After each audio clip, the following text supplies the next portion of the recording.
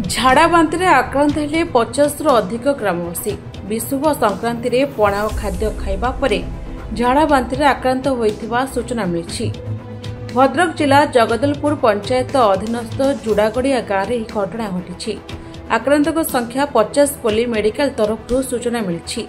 स्थानीय आशा कर्मी और सरपंच घटना विषय खबर पाई डॉ सुधांशु शेखर बल महामारी विशेषज्ञ डॉक्टर पार्थसारथी मिश्र टीम भद्रक मेडिकल 3टी टीम गांव में पहुंची चिकित्सा आरंभ कर घर घर बुली चिकित्सा कर स्थानीय अंगनवाड़ी केन्द्र में कैंप कर मेडिकल टीम। कैंप रे चिकित्सा सह आक्रांतों को ओआरएस सह अन्य मेडिसिन दिया जाउछि। 2 जन को अधिक चिकित्सा पाई मेडिकल को पठा जाइछि।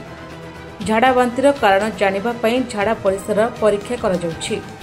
जगदलपुर पंचायत सरपंच तिलोत्तमा महापात्र फोन कले जे झाड़ा बांतिर आक्रांत देह खराब पेट कटुची ज्वर आसुची माने 50 रु एभव लोक माने आक्रांत होइछन्ति बोली खबर आसला तळे मु संग संगे Ranital medical staff CDMO Bhadrak medical staff आमर बरपदा मेडिकल स्टाफ को फोन करागला से माने विदिन 45 मिनट भितर एठी आसी पहुंचती तांको धन्यवाद दउची।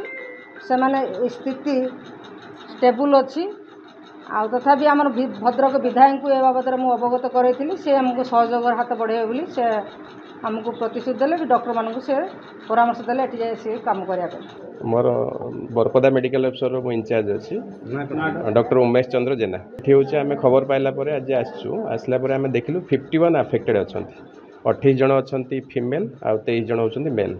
तो तांको आमे प्राइमरी ट्रीटमेंट करिछु कांटेक्ट ट्रेसिंग भी करिछु कांटेक्ट डोज भी दिया हैछि। तापर आज हमर आजिठु आरंभ करिकि नील केस होवा पर्यंत हमर हेल्थ टीम रेगुलर विजिट करिवे ए जगह को। भद्रकरू संजीव सेनापति रिपोर्ट निरपेक्ष न्यूज।